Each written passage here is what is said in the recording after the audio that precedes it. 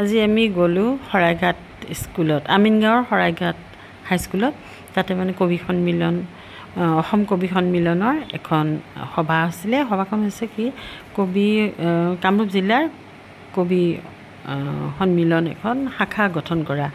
আৰু তাৰপিছত কামৰূপ জিলা বুলিলে আকৌ শাখাবিলাকো হ'ব বাৰু, তথাপি আজি আলোচনা আছে। এয়া মৃণাল কুমাৰ বৰাই মোক মাতি আছিলে। আমি তেখেতক দেখাই নাই, এতিয়াহে দেখিম। এয়া ৰাম গগৈ, যিজনে প্ৰথম কবি সন্মিলনৰ প্ৰতিষ্ঠাপক আছিলে। তেখেতে কবি আৰু প্ৰিয় আছিলে মোৰ। মই ৰাম গগৈ এতিয়া মানে এটা কবিতা প্ৰতিযোগিতা পাতিছিলে, তাতে মই কবিতা লিখি ছেকেণ্ড পুৰস্কাৰ পাইছিলোঁ। এইটো এটা মোৰ মানে স্মৃতি আৰু খুব ভাল লগা স্মৃতি। আজি অনুষ্ঠানটোত সেইখিনি আলোচনা কৰাৰ পিছতে কবি সন্মিলন এখন হৈ গ'ল। আচলতে কবি আহিছে যিহেতু কবিতাটো পাঠ কৰিবই লাগিব, সেইকাৰণে সকলোৱে এটা এটা কবিতা পাঠ কৰিলে আৰু ভাল লাগিলে। কবিতাবিলাক নতুন চামে খুব সুন্দৰ সুন্দৰ কবিতা পাঠ কৰিলে। আৰু এয়া লগ পালোঁ লক্ষ্মী গগৈ।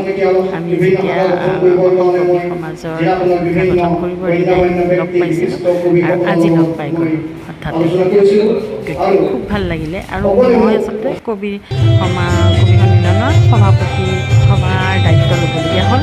আৰু দায়িত্ব ল'বলৈ পাই ভালো লাগিলে মোৰ অৱশ্যে, কিন্তু গোটেই শেষলৈকে থাকিব লগা হ'ল। আৰু সেইকাৰণে মোৰ আকৌ মিটিং এখন আছে, যাব লাগিব। যি হওক আৰু ভাল লাগিলে, কবিসকলক লগ পালোঁ আৰু শাখা গঠন কৰাৰ দায়িত্ব ল'লোঁ।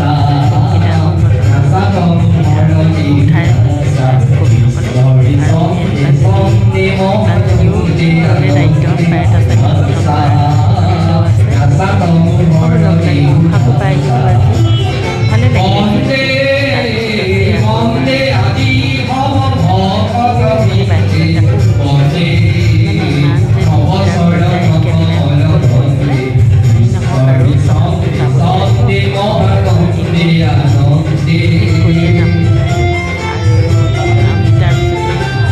খৰিকাত আলোচনা খালোঁ, নিৰামিষ খাদ্য খোৱালে, ভাল লাগিলে। আৰু লগ পালোঁ বহুজনকে, বহুতো আলোচনা হ'ল, বহুতো কবিতা হ'ল।